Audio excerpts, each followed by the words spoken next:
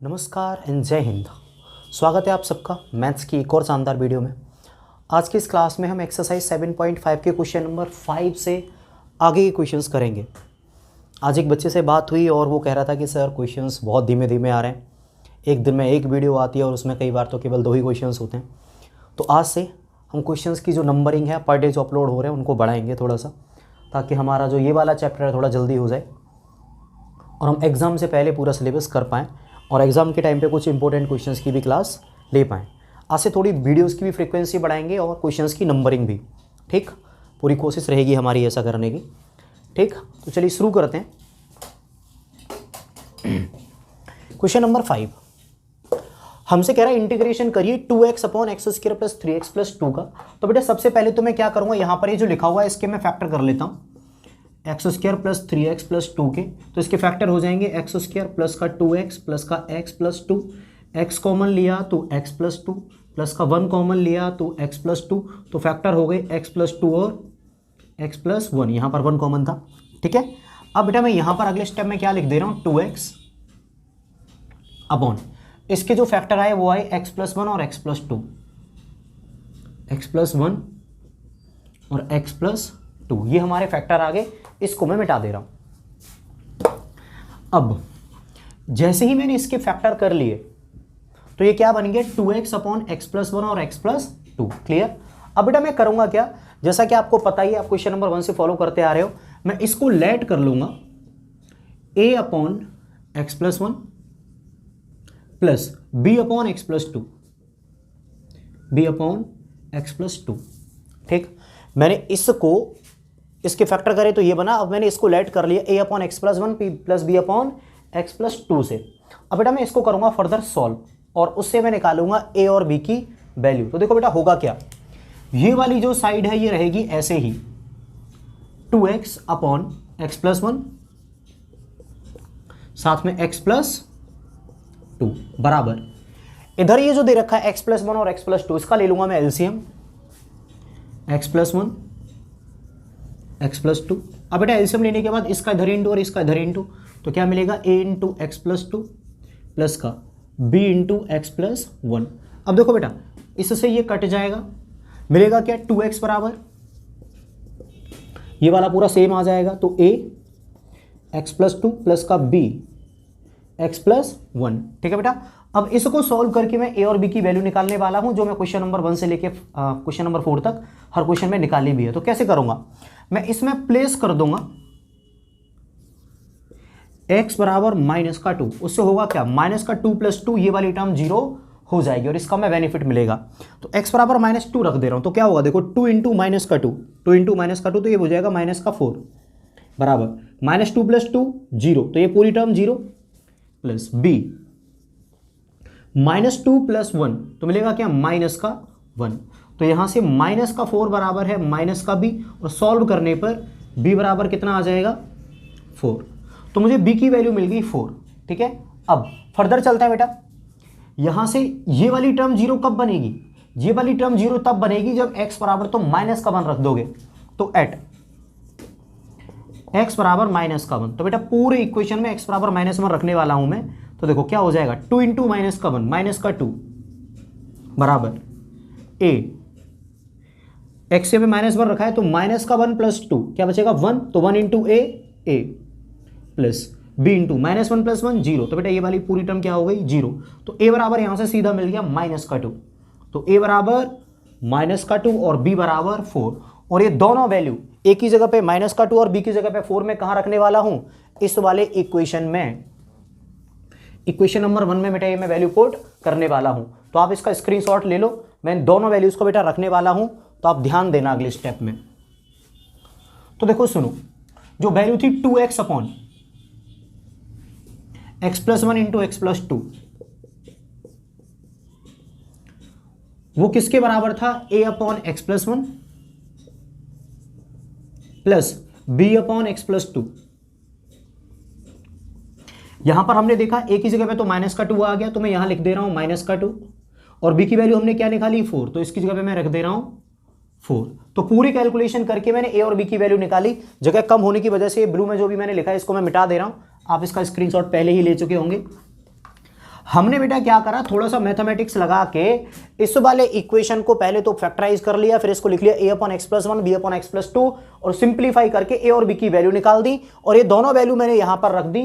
तो ये वाला जो फंक्शन था ये सॉल्व होके ऐसा बन गया, जो कि पहले से कहीं ज्यादा आसान है, और इसका इंटीग्रेशन करना भी आसान हो गया। ठीक, तो बेटा मैं अब क्या करने वाला हूं, इंटीग्रेशन कर दे रहा हूं इसका। तो मुझे इसका इंटीग्रेशन करना था, और इसके बराबर कौन सा, ये वाला फंक्शन। तो चाहे इसका इंटीग्रेशन करो चाहे इसका करो, बात तो एक ही है। तो यहां पर आ गया इंटीग्रेशन dx, और यहां पर भी यही सिंबल आ जाएगा, इंटीग्रेशन और dx। अगला स्टेप देखो बेटा क्या होगा, माइनस का 2 कांस्टेंट है, बाहर आ जाएगा, तो माइनस का 2 integration 1 upon x plus one dx, plus 4 constant है, बाहर आ जाएगा, integration 1 upon x plus to, साथ में dx। क्लियर। अब देखो बेटा, आप लोगों ने एक फॉर्मूला तो पढ़ा ही होगा, कौन सा, integration 1 upon x D x बराबर क्या होता है, 1 अपॉन एक्स का होता है log x प्लस सी। तो जब 1 अपॉन एक्स का log x है, तो 1 अपॉन एक्स प्लस वन का क्या हो जाएगा, log x प्लस वन। तो माइनस का 2 log मॉड के अंदर आएगा बेटा x प्लस वन प्लस 4 यहीं आ जाएगा, और 1 अपॉन एक्स प्लस टू का क्या हो जाएगा, log मॉड के अंदर x प्लस टू प्लस का c। यह आ गया बेटा हमारा आंसर। आप इसको नोट डाउन कर लो। मैं चलता हूं बेटा अगले वाले क्वेश्चन पे।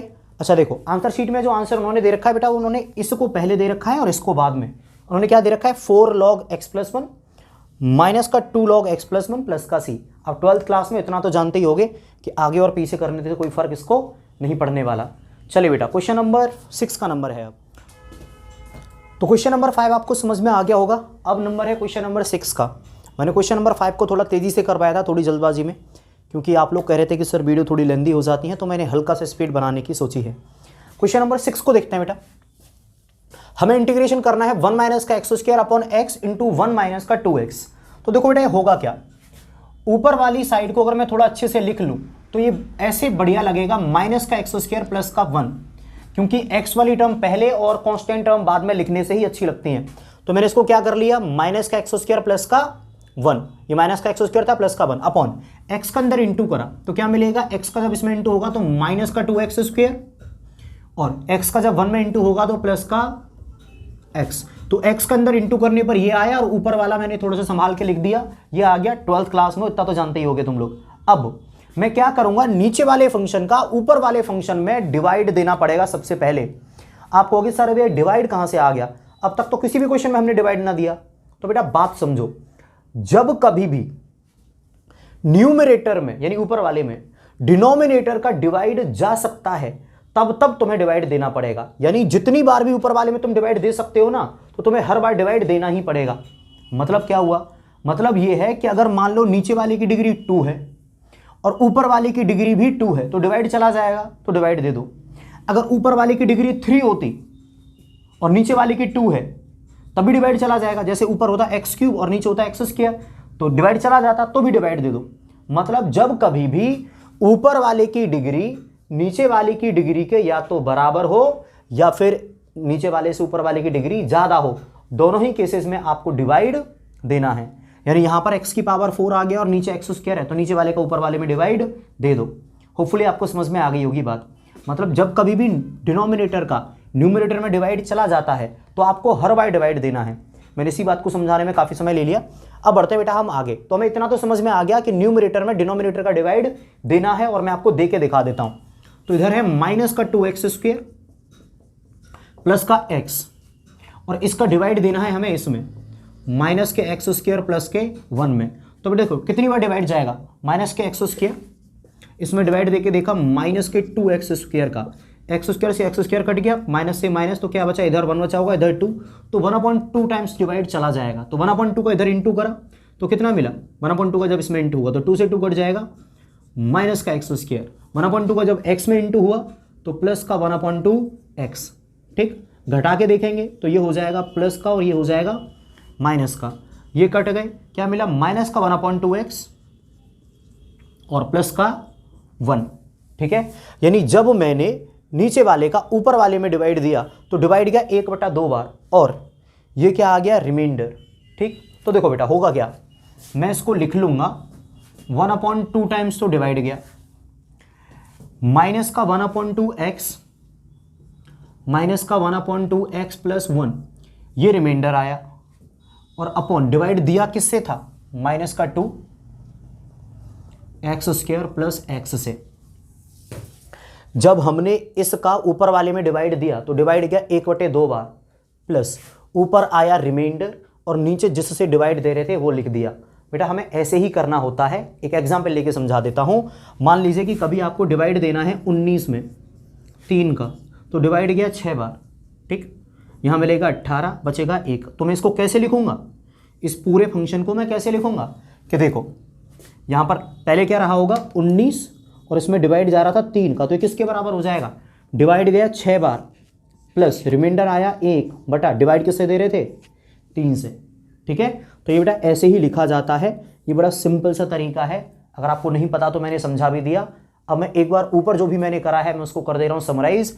ये लिखा था पहले फंक्शन ऐसे, मैंने माइनस एक्स स्क्वायर आगे लिखा, प्लस का 1 पीछे लिख लिया, इसका इंटू करा तो माइनस का 2x स्क्वायर, जब इसका इसमें हुआ तो प्लस का x, नीचे वाले का ऊपर वाले में डिवाइड गया तो बेटा 1/2 टाइम्स डिवाइड गया, प्लस ऊपर आ गया हमारा रिमाइंडर और अपॉन में जिससे डिवाइड दिया था वो।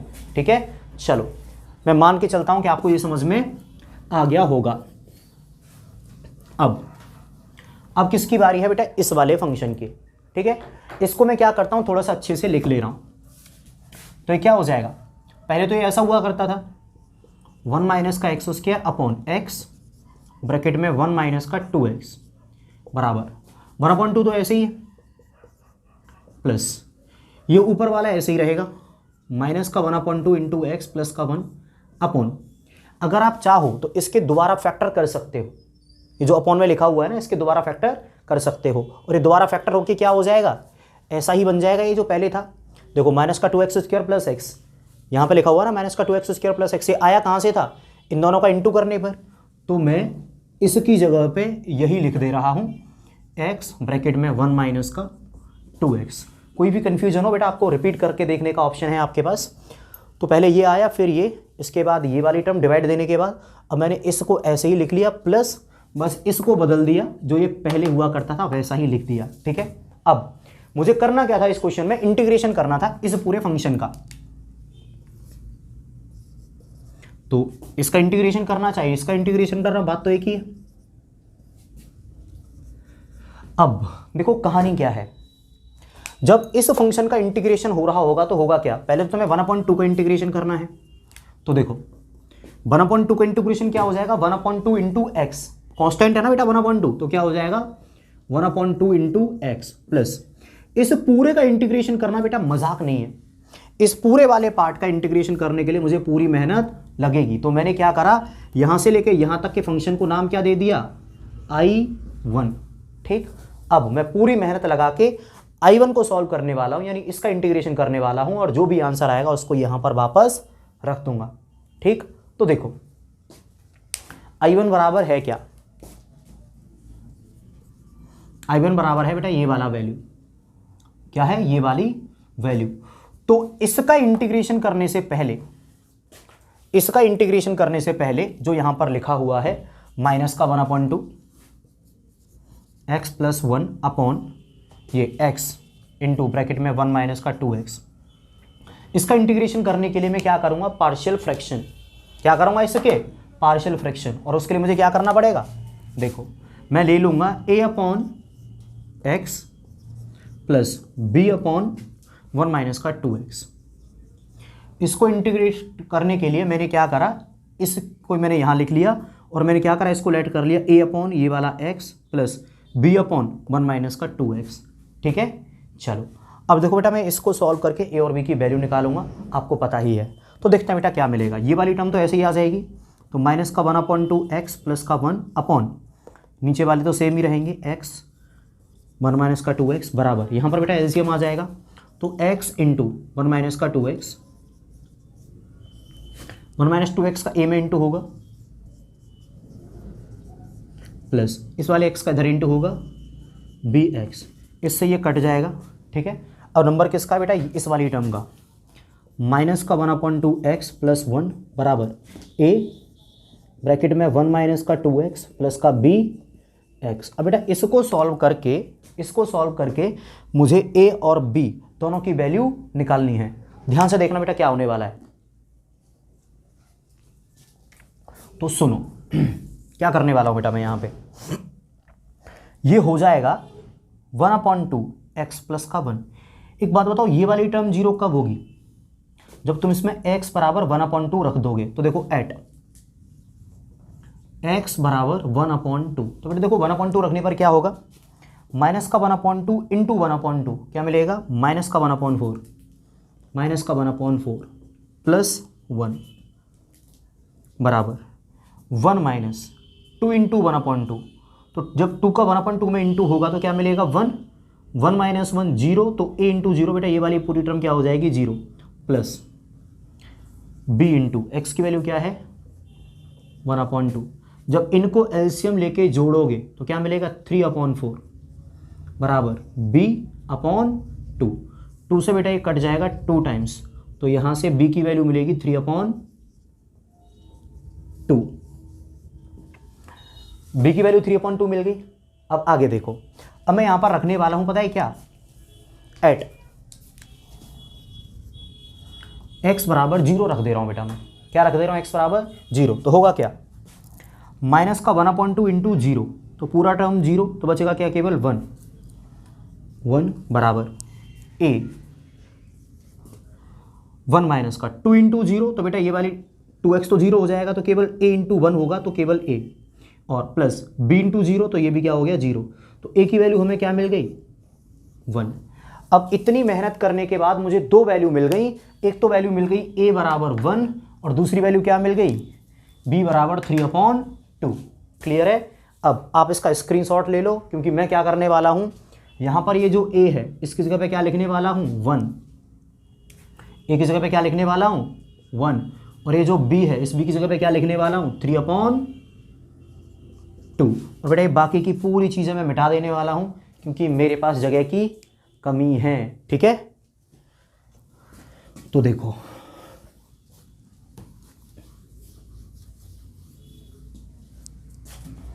जो हमारा I1 हमने लेट करा था, I1 वो क्या था, इस पूरे फंक्शन का इंटीग्रेशन। अब इसका इंटीग्रेशन कर लो, चाहे इन दोनों का इंटीग्रेशन कर लो, बात तो एक ही है। तो मैंने यहां पर भी लगा दिया इंटीग्रेशन और यहां पर भी लगा दिया इंटीग्रेशन। तो अगला स्टेप क्या होगा, देखो बेटा 1/x, 1/x, इसका इंटीग्रेशन तो बहुत आसान है, क्या हो जाएगा सीधा सीधा log x, तो log मॉड के अंदर x प्लस यहाँ पर ये 3/2 बाहर आ जाएगा क्योंकि कांस्टेंट है। इंटीग्रेशन क्या मिलेगा 1/1 माइनस का 2x, 1/1 माइनस का 2x, और साथ में क्या आ जाएगा इधर dx। क्लियर है? साथ में क्या आ गया यहाँ पर dx। अब देखो बेटा मैं क्या करने वाला हूँ, यहाँ पर मैं लेट कर लेता हूँ। क्या लेट कर लेता हूँ, लेट 1 माइनस का 2x बराबर t, 1 माइनस का 2x बराबर t।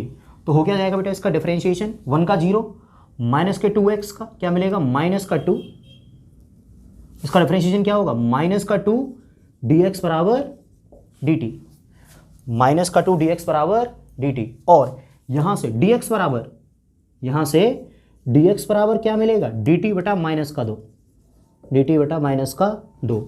ये वाली वैल्यू बेटा मैं इधर रख दे रहा हूं इस वाले फंक्शन में। तो देखो क्या बनेगा, ये log mod x plus 3/2 integration 1/1 minus का 2x क्या है t,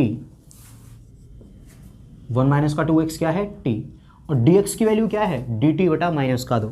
तो यहां पर dx की जगह पे क्या आ जाएगा dt, और अपॉन में आएगा माइनस का 2, तो उसको मैं यहां लिख दे रहा हूं 1/- माइनस का 2। क्लियर है? अब देखो बेटा आगे, log mod x प्लस का 3/2 इंटू 2 माइनस का 4, तो ये हो जाएगा माइनस का 3/4, माइनस का 3/4, और ये क्या हो जाएगा log t, 1/t का क्या हो जाएगा log t प्लस का c। अगले स्टेप में बेटा मैं t की वैल्यू रख दूंगा, तो क्या होने वाला है log mod x माइनस का 3/4 log t की जगह पे क्या आ जाएगा 1 माइनस का 2x, तो 1 माइनस का 2x मॉड क्लोज प्लस का c। ये आगे बेटा हमारी I1 की वैल्यू। अब अगर ये वैल्यू यहाँ रख दी जाए तो हमारा फाइनल आंसर आ जाएगा। ठीक है, तो देखो बेटा, मैं अगर आप लोग कहें तो बेटा मैं इसको मिटाना चाहूँगा जो मैंने इसके लिए लेट करा था, क्योंकि मुझे इस वाली जगह की ज़रूरत है।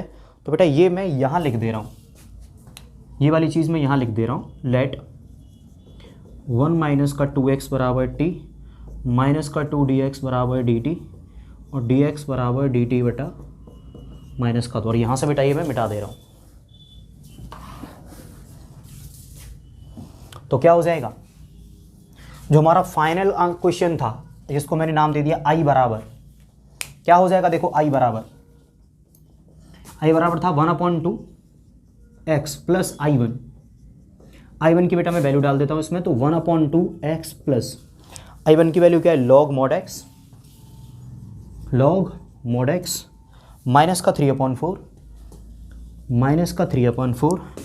log mod के अंदर 1 माइनस का 2x, log mod के अंदर 1 माइनस का 2x, mod क्लोज प्लस का c, ये आ गया हमारा फाइनल आंसर। ठीक है, अब मैं साइड हो रहा हूँ, आप इसका एक बार स्क्रीनशॉट ले लो। अब ये पूरा क्वेश्चन मैं डिटेल में समझाता हूँ आपको, हर एक छोटी डाउट स्क्रीनशॉट ले ही लिया होगा। हो सकता है आपको ये वाला क्वेश्चन काफ़ी कंफ्यूजिंग लगा हो, लेकिन मैं समझा रहा हूँ बेटा, समझ में आएगी हर एक चीज़। समझो ज़रा, शुरुआत में हमें बेटा ये वाला क्वेश्चन दे रखा था, हमसे कह रहा था कि इसका आप इंटीग्रेशन करो। हमने कहा ठीक है जी, बिल्कुल कर देंगे। अब इसका इंटीग्रेशन करने के लिए सबसे पहले मैंने क्या करा, x का अंदर इंटू करा और इसको थोड़ा अच्छे से लिख लिया और ये ऐसा बन गया।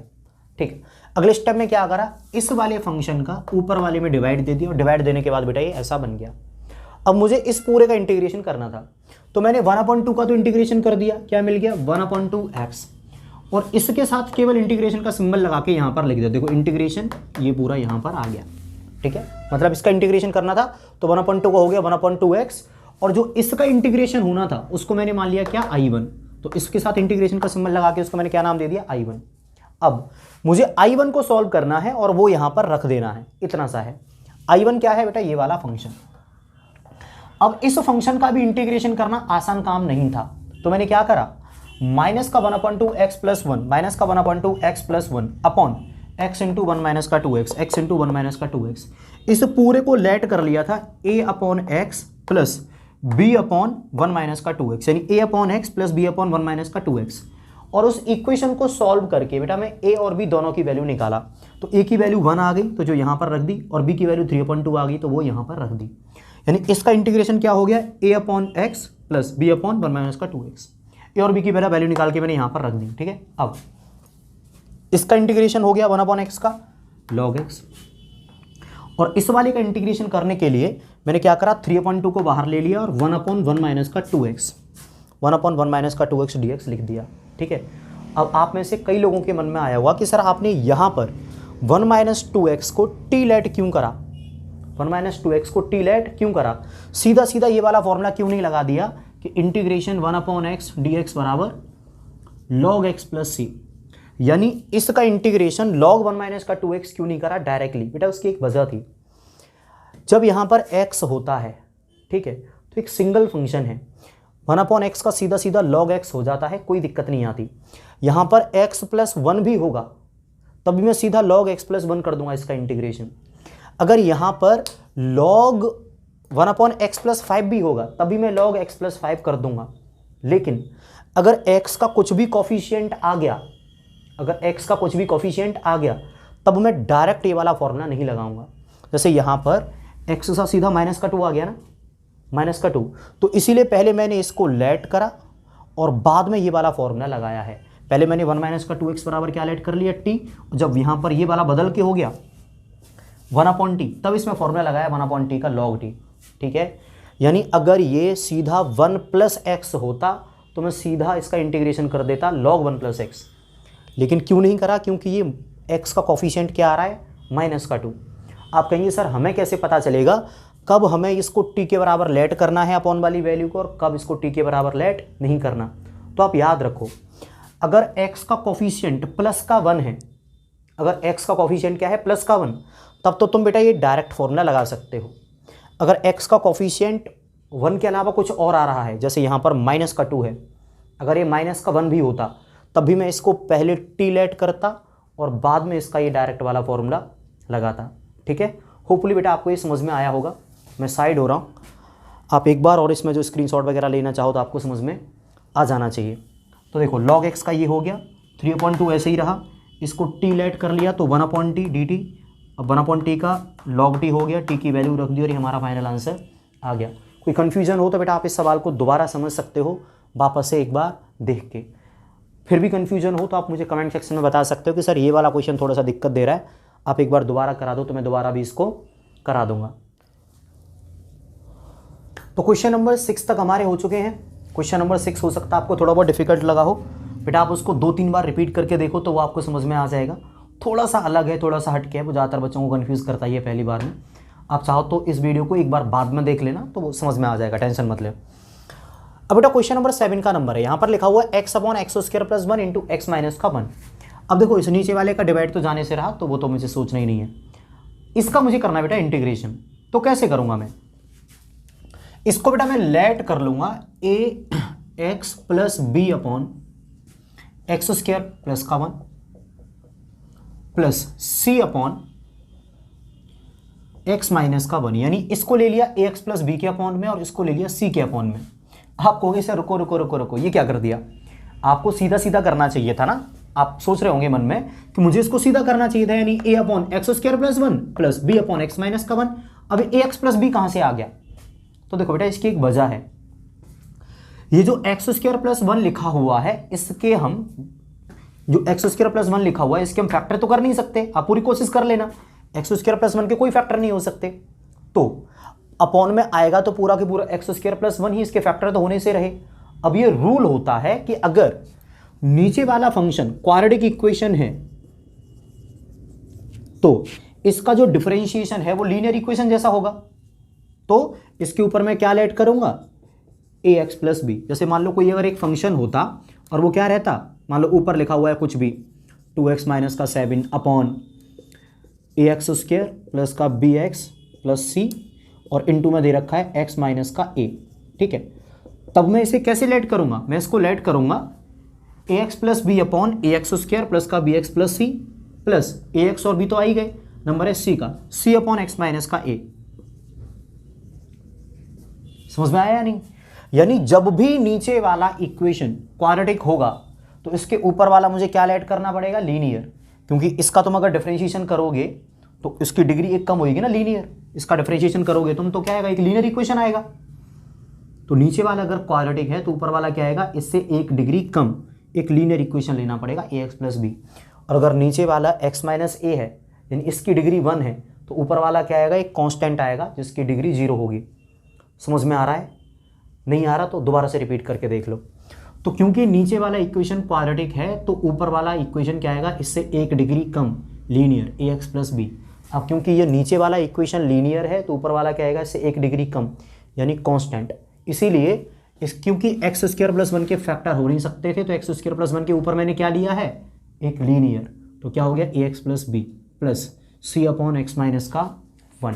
अगर आपको ये समझ में नहीं आ रहा है तो बेटा ये सारी चीज़ें उन्होंने डिटेल में एक्सप्लेन करी हैं NCERT में। एक टेबल दे रखी है बेटा पेज नंबर 317 पे। यहाँ पे मैं आपको इसको दिखाने की कोशिश करता हूँ। यहाँ पर ये टेबल दे रखी है, ठीक है। इस टेबल में बेटा यही चीज़ें समझाई हैं, जैसे कि ये जो दे रखा है ना, इसका ये वाला पार्ट 5th वाला, तो इसमें क्या कह रहा है कि अगर नीचे वाला ये इक्वेशन क्वाड्रेटिक है x² + bx + c, तो ये जिसके भी अपॉन में आएगा ना x² + bx + c, उसके ऊपर वाला इक्वेशन क्या आएगा, लीनियर। देखो नीचे वाला क्वाड्रेटिक है तो ऊपर क्या लिया है, लीनियर। इस टेबल में पूरी चीज़ें डिटेल से समझाई हैं कि हमें कब क्या चीज़ लेट करनी है। अगर आप कहोगे तो एक पूरी सेपरेट वीडियो मैं बना दूंगा 8 से 10 मिनट की, जिसमें कि इस टेबल का यूज़ करना मैं समझा दूंगा। कंडीशंस क्या है इसके वीडियो बनाने की, अगर आप कमेंट करके कहते हैं तो। अभी बेटा मैं इसी टॉपिक पे चलता हूँ। मैंने काफ़ी समझा दिया कि अगर नीचे वाला ये क्वाड्रेटिक है तो ऊपर वाला क्या लेट करा है, लीनियर। अगर ये नीचे वाला लीनियर है तो ऊपर वाला क्या है, उससे एक डिग्री कम यानी कांस्टेंट। इसी टॉपिक पे बेटा मैंने काफ़ी समय गुजार दिया, हम चलते हैं बेटा अब आगे। तो क्वेश्चन दे रखा था ये, मैंने लेट कर लिया ax + b अपॉन x² + 1 और c/x - 1। अब इसको सॉल्व करने का नंबर है तो देखो बेटा ये वाली टर्म तो एज इट इज आ जाएगी। तो x अपॉन x² + 1 साथ में x - 1 बराबर, यहां ले लूंगा बेटा मैं एलसीएम। तो x² + 1 into x minus one. X minus one का इधर इंटू होगा एलसीएम लेने के बाद, तो A x plus B into x minus one, और एक्स स्क्वायर प्लस वन का इधर इंटू होगा, तो क्या मिलेगा प्लस का C into x square plus का वन। क्लियर। अब बेटा देखो इससे ये कट जाएगा, इधर क्या बचेगा एक्स बराबर ए एक्स प्लस बी साथ में एक्स माइनस वन प्लस सी इंटू एक्स स्क्वायर प्लस का वन। अब इस इक्वेशन को सॉल्व करके मुझे तीन चीज़ों की वैल्यू निकालनी है, एक ए, एक बी और एक सी, जो कि बहुत आसान तो बिल्कुल भी नहीं रहने वाला, काफ़ी बेटा जद्दोजहद लगेगी, तब जाके ये हमारा सिंप्लीफाई होगा। तो ध्यान देते रहना हर एक सेकेंड। तो देखो बेटा क्या होगा, x बराबर दे रखा है ये, मैं क्या करूँगा बेटा, अगर मैं x बराबर वन रख दूँ तो वन माइनस का वन ये जीरो हो जाएगा, और जीरो इंटू ये पूरा भी क्या हो जाएगा जीरो। तो मैं यहाँ पर रख देता हूँ एट x बराबर वन। जब x बराबर वन रखूंगा तो होगा क्या, देखो वन यहाँ पर x पे क्या आ जाएगा, वन बराबर वन माइनस वन जीरो, तो ये पूरी टर्म जीरो, तो प्लस का सी, इधर क्या मिलेगा वन का स्क्वायर प्लस वन यानी टू, तो टू इंटू सी बराबर वन, और यहाँ से सी की वैल्यू कितनी मिल गई, वन अपॉन टू।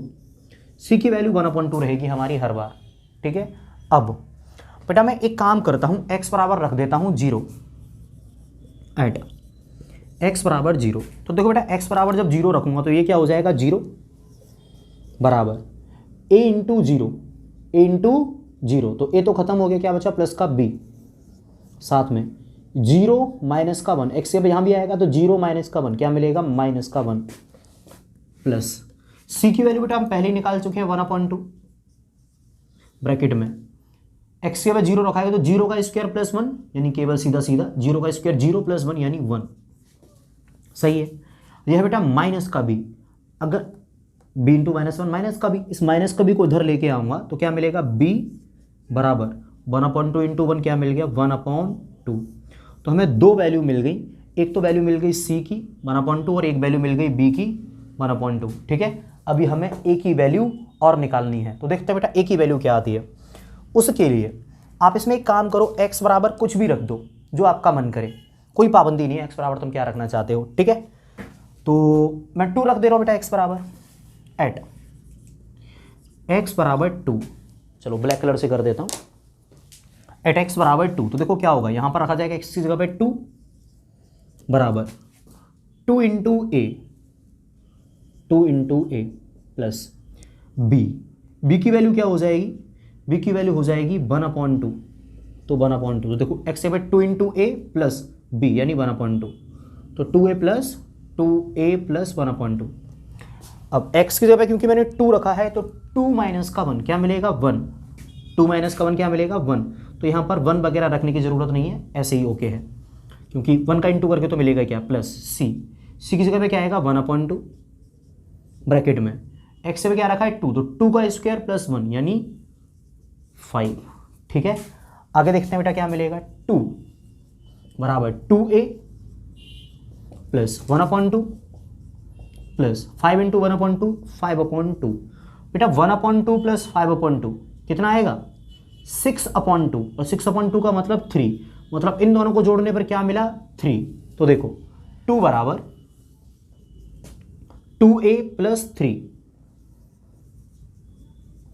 इस थ्री को लाके बेटा मैं इधर घटा दूं तो क्या मिलेगा, माइनस का वन बराबर टू ए, और ए बराबर माइनस का वन अपॉन टू।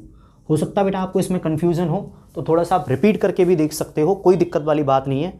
मैंने तीन वैल्यू निकाल दी, एक तो ए की वैल्यू निकाल दी माइनस का वन अपॉन टू, फिर मैंने बेटा बी की वैल्यू निकाल दी वन अपॉन टू, और सी की वैल्यू भी निकाल दी वन अपॉन टू। अब ये तीनों की तीनों वैल्यूज मैं क्या करने वाला हूँ, यहाँ पर रखने वाला हूँ इस वाली इक्वेशन नंबर वन। तो देखो मिलेगा क्या, ये वाला जो क्वेश्चन है x upon x square plus one into x minus one बराबर, बेटा यहाँ पर ए की वैल्यू डालनी पड़ेगी, क्या है, माइनस का one upon two into X, plus B की वैल्यू क्या है, वन अपॉन टू, यहाँ से अपॉन में आएगा बेटा एक्स स्क्वायर प्लस का वन, प्लस सी की वैल्यू क्या है, सी की वैल्यू बेटा वन अपॉन टू, और अपॉन में क्या है x माइनस का 1। ठीक है बेटा, अभी जो हमें फंक्शन दिख रहा है a, b और c की वैल्यू डालने के बाद मिल गया, लेकिन पता है दिक्कत क्या है ये बेटा, अगर आप इसका भी इंटीग्रेशन करना चाहोगे ना तो वो इतना आसान नहीं रहेगा कि बहुत ज़्यादा जल्दी से हो जाए, आपको अभी दिक्कत देगा। तो मैं क्या कर रहा हूं, इस वाले इक्वेशन को फर्दर यानी एक स्टेप और तोड़ ले रहा हूं जिससे कि ये और आसान हो जाए। बात नहीं समझे, मैं इसको बेटा तोड़ के और आसान बना ले रहा हूं। तो देखो उसके लिए क्या करना पड़ेगा मुझको, इसको मैं दो पार्ट में तोड़ ले रहा हूं। जो एक्स स्क्वायर प्लस 1 लिखा हुआ है ना, इसको मैं 1/2x के साथ अलग ले रहा हूं और 1/2 के साथ में अलग ले रहा हूं, मतलब इसको दो पार्ट में लिख दूंगा। कैसे, माइनस का 1/2x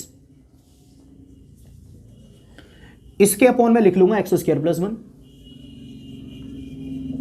प्लस, और जो ये वाला केवल प्लस का 1/2 है इसके अपॉन में अलग से लिख लूंगा ये वाला, तो 1/2 अपॉन एक्स स्क्वायर प्लस 1। आगे अगर देखोगे तो बेटा ये तो मैंने दो पार्ट में तोड़ लिया, इसके अपॉन में अलग लिख लिया, इसके अपॉन में अलग। अब जो 1/2 है ये वाली टर्म बेटा सेम ही रहेगी, तो 1/2 अपॉन में x माइनस का 1, तो प्लस का 1/2 अपॉन में x माइनस का 1।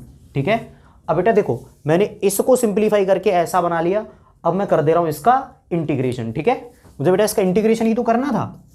क्या करना था मुझे, इसका इंटीग्रेशन। तो चाहे इसका कर लो, इसके बराबर क्या था ये, तो चाहे तुम इसका इंटीग्रेशन कर लो पूरे का, और चाहे इस पूरे का इंटीग्रेशन कर लो, बात तो एक ही है। ठीक है, तो बेटा मैं इस पूरे का कर दे रहा हूं अब इंटीग्रेशन। ठीक है, काफी सिंपलीफाई कर लिया मैंने इसको। अगर आप ध्यान से समझ रहे हो तो बातें समझ में आ रही होंगी, वरना बेटा मुझे कमेंट सेक्शन में बताओ, मैं कोई मदद भी कर सकता हूं आपकी अगर कोई कंफ्यूजन आ रहा है तो ये था सिंप्लीफाई होके ये बना बेटा, इसको भी और सिंप्लीफाई कर लिया ये। अब इसका इंटीग्रेशन कर रहा हूं, तो देखो बेटा इसमें 3 टर्म है, पहली, दूसरी और तीसरी, तीनों को अलग अलग इंटीग्रेट करना पड़ेगा। तो देखो क्या हो जाएगा, मैं इस पूरे को i मान ले रहा हूं, तो क्या मिलेगा i बराबर बेटा माइनस का 1/2 तो कांस्टेंट है तो ये बाहर आ जाएगा, तो माइनस का 1/2 इंटीग्रेशन क्या बचेगा x upon x square plus 1, x upon x square plus 1 dx plus बेटा जब इसका इंटीग्रेशन करोगे तो ये वाला 1/2 भी कांस्टेंट है बाहर रहेगा, तो 1/2 integration x square plus 1, x square plus 1, माफ करना बेटा 1/2 बाहर आ जाएगा, तो ऊपर क्या बचेगा 1 और नीचे एक्स स्क्वायर प्लस 1, तो 1 upon x square plus 1 dx plus फिर जब इसका इंटीग्रेशन करोगे तो ये वाला 1/2 भी बाहर ही आ जाएगा, ऊपर क्या बचेगा 1 और अपॉन में x माइनस का 1, तो इंटीग्रेशन 1 अपॉन में x माइनस का 1 dx। ठीक है बेटा, अब मैं इसका इंटीग्रेशन कर दूं ना, तो देखो बेटा माइनस का 1/2 इस वाली टर्म का इंटीग्रेशन करना हल्का सा मुश्किल रहेगा। कैसे रहेगा, देखो माइनस का 1/2 बेटा ऐसे ही रहा, इससे पहले मैं कुछ करने वाला हूं केवल इस वाली टर्म के लिए। यहां पर मैं यहां पर लेट कर लूंगा बेटा, लेट एक्स स्क्वायर प्लस 1 बराबर टी, इस वाली टर्म के लिए बात कर रहा हूं मैं केवल, तो एक्स स्क्वायर प्लस 1 बराबर टी। ठीक है, और इसका इंटीग्रेशन क्या होगा, माफ करना डिफरेंशिएशन क्या होगा, 2x dx बराबर dt। ठीक है, तो ये सारी वैल्यू मैं इसमें रखने वाला हूं, तो क्या मिलेगा माइनस का 1/2 इंटीग्रेशन यहां से x dx बराबर कितना मिलेगा dt अपॉन 2, तो ऊपर x dx की जगह पे क्या आ जाएगा dt और अपॉन में आएगा 2, तो ये वाला अपॉन वाला 2 मैं बाहर ले आ रहा हूं, ये रहा 1/2। ठीक, नीचे वाला सब कुछ मैंने क्या लेट कर लिया एक्स स्क्वायर प्लस 1 को t, तो अपॉन में क्या आ गया t, तो माइनस का 1/2, ये वाला 2 इधर आया था तो एक 2 ये आ गया, साथ में ये पूरा हो गया x dx dt और ये पूरा क्या हो गया t प्लस, तो ये बेटा मैंने पहली टर्म के लिए यहां पर लिख दिया। ठीक है, प्लस 1/2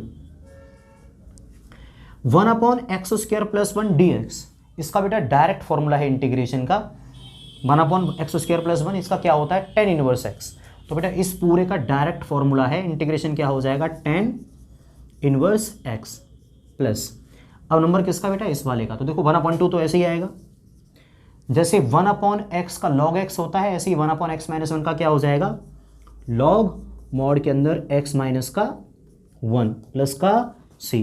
अब बेटा हम लगभग क्वेश्चन को कर चुके हैं, बस ये एक टर्म रह गई है हमारी, तो इसका भी आंसर आने ही वाला है, तो माइनस 1/2 इंटू 2 4, 1/t का क्या होगा log t, तो log t plus 1/2 tan inverse x plus 1/2 log mod x minus 1 mod close plus का c। अब देखो बेटा t की मैं वैल्यू रख दे रहा हूँ, t की वैल्यू क्या थी x² प्लस 1, तो यहीं पर मैं लिख दे रहा हूँ x² प्लस 1 मॉड क्लोज, और ये बेटा यही हमारा आंसर है। ठीक है, बिल्कुल मैं मानता हूँ क्वेश्चन काफ़ी लेंदी चला गया। अब क्योंकि बेटा ये क्वेश्चन है ही थोड़े से बड़े, तो कई बार क्वेश्चंस थोड़े लेंदी होंगे, आपको समझने के लिए भी कई बार ज़्यादा दिमाग लगाना पड़ेगा, लेकिन बार बार रिपीट करके बेटा आप देख सकते हो, आपको फाइनली ये क्वेश्चन समझ में आ ही जाएंगे। ठीक है, तो कोई डाउट हो तो बेटा आप हमें कमेंट सेक्शन में बताइए। बाकी ये वाला क्वेश्चन आपको समझ में आया या नहीं ये भी हमें बताओ। मिलता है बेटा आपसे अगली क्लास में। होपफुली ये वाले क्वेश्चंस आपको समझ में आए ही होंगे और आगे वाले क्वेश्चंस भी आ ही रहे हैं बेटा। शायद इस वाली वीडियो के कुछ ही मिनट बाद, करीब आधा एक घंटे बाद ही एक दूसरी वीडियो आ जाएगी आपके पास, तो आप उसको भी वॉच ज़रूर कर लेना। और कोई दिक्कत हो तो बेटा हमें बता ज़रूर देना ताकि हम उसको रिजॉल्व कर पाएँ। तो उम्मीद करते हैं आपकी क्लास जो आज आपने ली, सारा कुछ उसमें समझ में आया होगा। तो मिलते हैं आपसे अगली क्लास में, तब तक के लिए सभी अपना ख्याल रखिए, खुश रहिए, and at last God bless you all.